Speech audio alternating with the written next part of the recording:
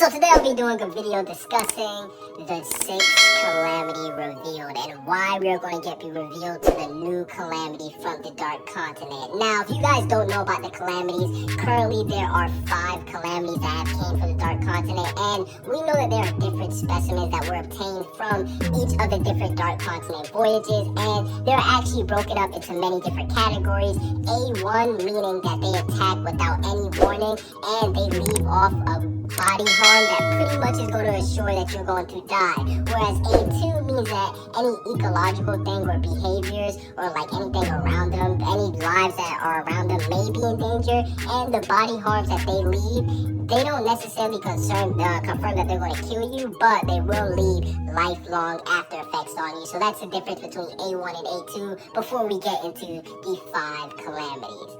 And the first calamity that we have is Breon the Weapon, and we know that he is the true protector of the mysterious ancient ruins.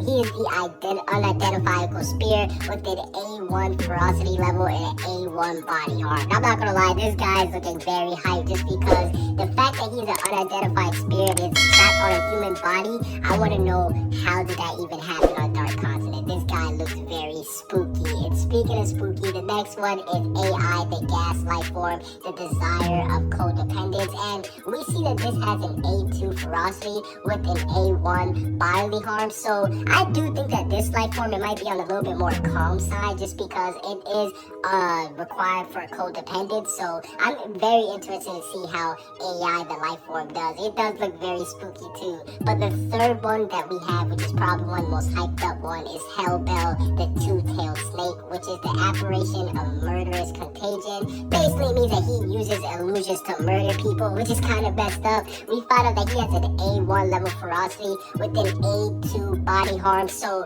Hellbell, I can see them actually running into this one first. A two-headed snake, that is going to be something crazy to see. And the fourth one that we see is Papu, the human feeding beast, which also lives off of pleasure and life exchanging with an A2 ferocity and a B1 body harm. And I actually do like this one the most just because it adds a little bit of flavor, because we see that it's said that it does basically give you pleasure in exchange for your life, and we see that it gives you a B-level body harm, which is different from all the other levels of calamity. So I'm interested to see how they're going to actually handle this calamity, and I can't wait to see what they're going to do with it. And last but not least, we have Zobe, the immortal sickness, the deceiver of hope, and endless despair. Basically meaning that they are an A2 level threat, and you're basically forced to live with eternal sickness and diseases. So it's kind of like an eternal hell if you think about it. To be honest, this would be the most vicious one to get. Basically living as a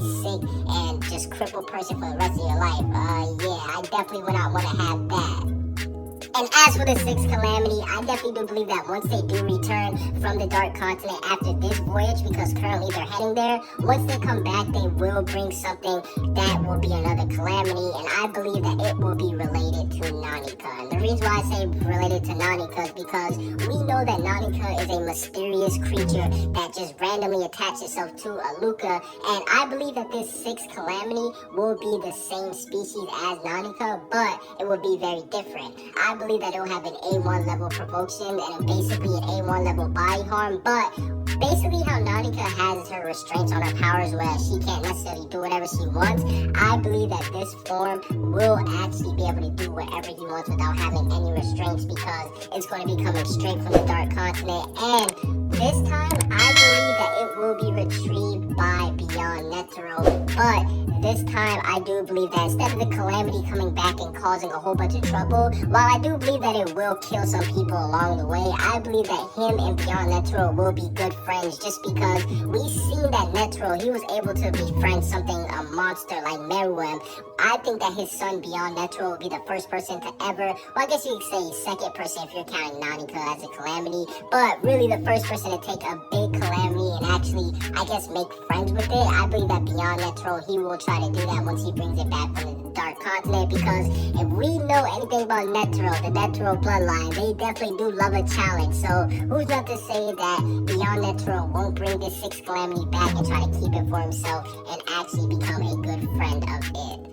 Comment what you guys see down below. Subscribe if you haven't. Peace out.